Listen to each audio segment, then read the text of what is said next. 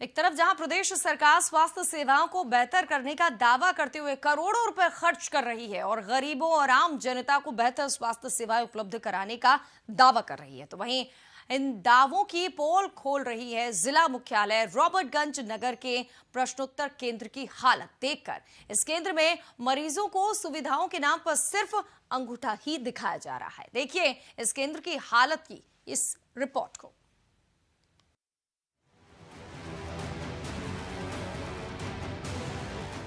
इस केंद्र में स्वास्थ्य सेवाएं तो दूर, ऑपरेशन थिएटर में बिजली की भी व्यवस्था नहीं है, जहां पिछले करीब 1.5 महीने से बिजली नहीं है, जिसकी वजह से अब तक 15 महिलाओं का प्रसव टॉर्च की रोशनी में करना पड़ा है। तो वहीं जो वैकल्पिक व्यवस्था की गई थी वो भी 1 सप्ताह से खराब चल रही है, जिसकी सूचना बहुत पहले ही उच्च अधिकारियों और सीएमओ को दी जा चुकी है, लेकिन अभी तक कोई कार्रवाई नहीं की गई। यहाँ पर लाइट कम से कम 1 हफ्ते से खराब है और बनवाने के लिए बोला गया है, एमओआईसी को लेटर लिख के दिया गया है, कोई सुनवाई नहीं है। तो आपने सीएमओ साहब को भी जानकारी दी है क्या? जी हाँ, डिस्पैच में लेटर लिख के दिया गया है। अच्छा, कब दिया था लेटर आपने? ये लेटर परसों दिना दिया गया है। अच्छा, इस दौरान क्या लगातार प्रसव हो भी रहे हैं उसमें? जी हाँ, इस बार दौरान हर रोज डिलीवरी हो रही है। अच्छा, क्या समस्या आती है डिलीवरी में? समस्या क्या आती है डिलीवरी में? डिलीवरी में समस्या ये आती है कि मरीज को डिलीवरी कराने जाए कैसे कराए, अंधेरा में तो करा नहीं सकता है कोई। अच्छा, लाइट रहेगी, अगर टीयर भी हो गया है तो उनको स्विचिंग करने के लिए लाइट रहना चाहिए, व्यवस्था रहना चाहिए। तो कैसे करा पाती है फिर अगर लाइट नहीं रहती है तो हम लोग मोबाइल और टॉर्च के द्वारा कराते हैं।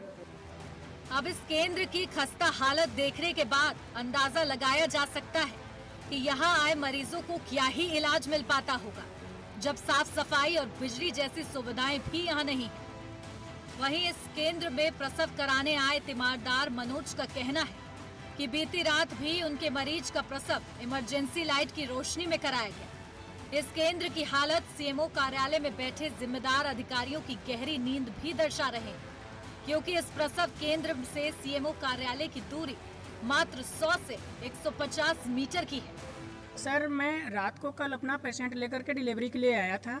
यहाँ पे आने के बाद यहाँ के स्टाफ द्वारा यह मुझे कह करके हटाया गया कि यहाँ पे बिजली नहीं है, और वास्तव में बिजली नहीं थी। और उसके दौरान मैंने उनसे रिक्वेस्ट किया, क्योंकि मेरा पेशेंट ऐसे कंडीशन में हो गया था कि मैं यहाँ से लेकर के आया तो ज़रूर, लेकिन ले जाने के पक्ष में नहीं था। फिर मैंने उनसे रिक्वेस्ट किया तो मैडम ने देखा, और देखने के बाद कहा कि यार मैं तो तुमको छोड़ भी नहीं सकता। इसके बाद उन्होंने अपना इमरजेंसी लाइट मंगाया और इमरजेंसी लाइट के थ्रू बेड पे ही डिलीवरी करवाई, जबकि लेबर रूम में कोई बिजली है, न कोई पानी की व्यवस्था, न यहाँ की सफाई की व्यवस्था, कुछ भी नहीं है सर।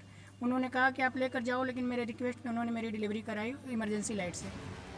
जब इस केंद्र के हालात के संबंध में सीएमओ डॉक्टर नेम सिंह से बात करने का प्रयास किया गया तो उन्होंने कहा कि लिखित शिकायत मिलने पर कार्रवाई की जाएगी। जब उन्हें बताया गया कि उनकी ही स्टाफ नर्स ने उन्हें 3-4 दिन पहले परसों केंद्र में लाइट खराब होने की सूचना दी है, लेकिन कोई कार्रवाई नहीं हुई, तो सीएमओ जी इंडिया वॉइस के कैमरे से बचते नजर आए और कुछ भी बोलने से इनकार कर दिया। अब देखना होगा कि आखिर प्रशासन इस मामले को कितनी गंभीरता से लेता है और कब इस केंद्र में आवश्यक सुविधाएं उपलब्ध करा पाता है। सोनभद्र से इंडिया वॉइस के लिए सुभाष पांडे की रिपोर्ट। तो ये कहेंगे कि लग रहा है कि अस्पताल भगवान के भरोसे है, कल के दिन अगर कुछ हो जाए तो फिर जिम्मेदार कौन होगा।